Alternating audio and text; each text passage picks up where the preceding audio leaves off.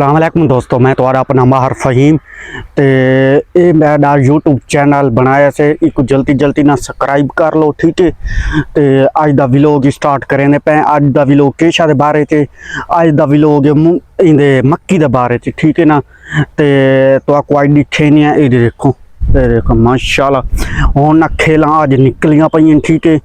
ते अज खेलां कढवा रखियां ने ते अज शाम तक चोपा लग वैसी तो आपको अज देखो हुण ना हुण मक्की दे चोपे ना लगदे पैन, ठीक है। अज तू इयां समझो शुरू, ठीक है, हर कोई लवेंदा पे, ठीक है ना। ते ये कल खेलां कढवाइयां ने, खेलां कढवा ते अज पानी लैने ते पानी ला ते वल ये देखो ये टुक्का बना खड़ा, ठीक है।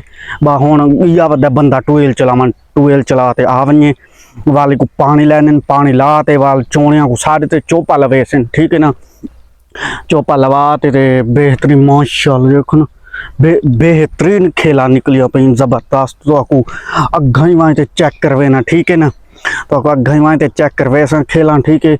ते बहुत खूबसूरत खेला निकलियां पई, ये देखो ये रमणी था यो, ये रमणी ते ना खेला बेहतरीन निकल दी ते इवें सुक्की पाठ ते बने सो वो खेला बेहतरीन नहीं निकल दी ते विच डिल हो सन, ठीक है ना।